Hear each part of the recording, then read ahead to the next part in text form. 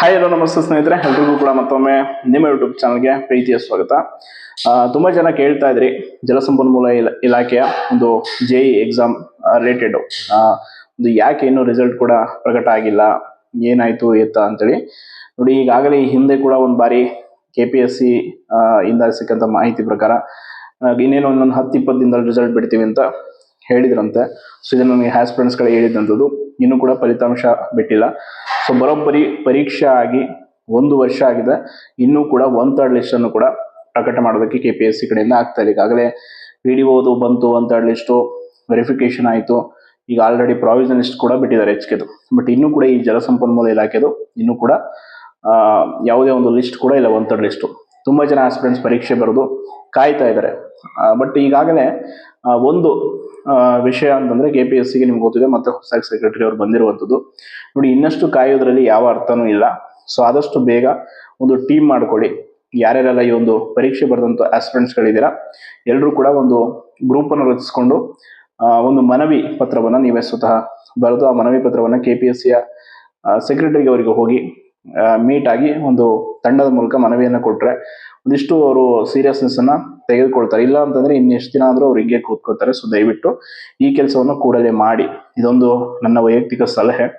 And ಆದಷ್ಟು KPSCಯ ಪರೀಕ್ಷೆಗಳಲ್ಲಿ ಇರುವಂತಹ ಬಹುದೊಡ್ಡ ಸಮಸ್ಯೆ ಅಂತಂದ್ರೆ ಇದೆ, ಬರೀ ಫಲಿತಾಂಶಕ್ಕಾಗಿ ಕಾಯೋದೇ 1 ರಿಂದ 2 ವರ್ಷ ಆಗೋಗ್ಬಿಡುತ್ತೆ. ಬರೀ ಲಿಸ್ಟ್ಗೆ 1/3 ಲಿಸ್ಟ್ಗೆ, ಅದಾದ್ಮೇಲೆ ಆರ್ಡರ್ ಕಾಪಿ ಕೈಗೆ ತೆಗೆದುಕೊಳ್ಳೋದಕ್ಕೆ ಮಿನಿಮಮ್ 2-3 ವರ್ಷ ಬೇಕಾಗುತ್ತೆ. ಒಟ್ಟಲ್ಲಿ ಒಂದು ಪರೀಕ್ಷೆ ಅಂದ್ರೆ ಒಂದು ಪಂಚವಾರ್ಷಿಕ ಯೋಜನೆ ರೀತಿ ಆಗ್ಬಿಟ್ಟಿದೆ KPSCಲಿ. ಲೈಕ್ ಯಾವುದೇ ಆಗಲಿ, KS ಅಂತಾನೆ ಅಲ್ಲ, CT ಆಗಿರ್ಬೋದು, ಮಿನಿಮಮ್ 2-3 ವರ್ಷ ಬೇಕೇ ಬೇಕು ಅನ್ನೋ ರೀತಿ ಆಗಿದೆ ಸ್ಥಿತಿಗತಿ. ಹಾಗಾಗಿ KPSCಲಿ ಇದು ಯಾವತ್ತು ಬದಲಾಗುತ್ತೋ ಏನೋ ಗೊತ್ತಿಲ್ಲ.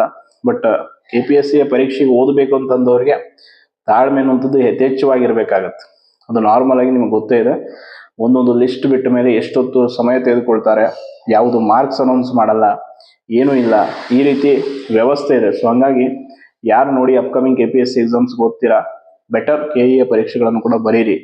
ಯಾಕಂತಂದ್ರೆ ನೋಡಿ, ಮೊನ್ನೆ KEದು ಆಲ್ರೆಡಿ FI ಎಕ್ಸಾಮ್ ಆಗಿದೆ, ಪ್ರಾವಿಷನಲ್ ಸ್ಕೋರ್ ಲಿಸ್ಟ್ ಕೂಡ ಅನೌನ್ಸ್ ಮಾಡಿಬಿಟ್ರು. ಬಟ್ KPSC ಈ ರೀತಿ ಯಾವುದೇ ಫಾಸ್ಟ್ ಆಗಿ ಪ್ರೊಸೆಸ್ ಆಗುವಂಥದ್ದಿಲ್ಲ. ಯಾಕೆ ಅಂತಂದ್ರೆ ಅಲ್ಲಿ ಎಲ್ಲವೂ ಕೂಡ ಬರೀ ರಾಜಕೀಯ ಆಗಿದೆ ಒಳಗಡೆ. ಈಗ ಇನ್ನೇನು ಲಿಸ್ಟ್ ಬಿಟ್ಟು ರೆಡಿ ಮಾಡೋಕ್ಕೆ ಅಧ್ಯಕ್ಷ ಕಡೆ ಕಳಿಸಿದ್ರೆ ಅವರು ಅದನ್ನ ತಡೆ ಹಿಡಿಯುವಂಥದ್ದು, ಕಾರ್ಯದರ್ಶಿಗಳು ತಡೆ ಹಿಡಿಯುವಂಥದ್ದು, ಬರೀ ಅಲ್ಲಿ ಹಣ ಭ್ರಷ್ಟಾಚಾರ ಇದೆ ತುಂಬಿಕೊಂಡಾಗ ಅಲ್ಲಿ ಆಸ್ಪಿರೆಂಟ್ಸ್ಗಳ ಒಂದು ಸಮಯಕ್ಕೆ ಬೆಲೆ ಅನ್ನೋದು ಅವ್ರ ಹತ್ರ ಇರಲ್ಲ. ಇಲ್ಲಿ ನಾವು ಎಷ್ಟು ಕಷ್ಟಪಟ್ಟು ಓದ್ತಾ ಇರ್ತೀವಿ, ಒಂದೊಂದು ವರ್ಷ ಕೂಡ ಎಷ್ಟು ಇಂಪಾರ್ಟೆಂಟ್. ಈ ಪ್ರೊಡಕ್ಟಿವ್ ಟೈಮ್ ಇರುತ್ತೆ ಯೂತ್ಸ್ ಅಲ್ಲಿ, ಏಜ್ ಅಲ್ಲಿ ಒಂದು 25 to 30, 20 to 30, ಈ ಒಂದು 10 ವರ್ಷ 5 ವರ್ಷ ಬರೀ 1-2 ಪರೀಕ್ಷೆಗೋಸ್ಕರನೇ ಕಳೆದು ಬಿಟ್ರೆ ಉಳಿದಂತೆ ಬದುಕಿನಲ್ಲಿ ಏನು ಅವಕಾಶಗಳು ಮುಂದೆ ಇದರಲ್ಲಿ ಸಕ್ಸಸ್ ಆಗಿ ಅಂದ್ರೆ ಬೇರೆ ಏನು ಮಾಡಬೇಕು ಅನ್ನುವಂಥದ್ದು ಅದೆಷ್ಟೋ ಜನಕ್ಕೆ ದಾರಿನೇ ಸಿಗದಂಗೆ ಆಗ್ಬಿಡುತ್ತೆ. ಅದಕ್ಕೆ ಆದಷ್ಟು ಈ ಒಂದು ವಿಷಯದಲ್ಲಿ ಯಾರ್ಯಾರು ಪರೀಕ್ಷೆ ಬರೆದಂಥ ಅಭ್ಯರ್ಥಿಗಳು ಇದ್ದೀರಾ, ಸೊ ವೇಟ್ ಮಾಡ್ತಾ ಇದ್ದಾರೆ ಲಿಸ್ಟ್ಗಾಗಿ, ಕೂಡಲೇ KPSCಗೆ ಒಂದು ವಿಸಿಟ್ ಅನ್ನ KPSC ಕಚೇರಿಗೆ ಕಾರ್ಯದರ್ಶಿಯವರಿಗೆ ಒಂದು ಮನವಿ ಪತ್ರವನ್ನು ಕೊಡುವಂತ ಕೆಲಸ ಆಗ್ಬೇಕಿಲ್ಲ ಅಂತಂದ್ರೆ ಇನ್ನೆಷ್ಟು ದಿನ ಫಲಿತಾಂಶ. ಈಗಾಗಲೇ 10 ದಿನ ಅಂತ ಹೇಳಿದ್ರು, ಮತ್ತೆ 10 ದಿನ 20 ದಿನ ಹಿಂಗೆ ಸಮಯ ಕೊಡ್ತಾನೆ ಹೋಗ್ತಾರೆ ಹೊರತು ಅವ್ರು ರಿಸಲ್ಟ್ ಅನೌನ್ಸ್ ಮಾಡೋದಕ್ಕೆ ಮುಂದಾಗಲ್ಲ.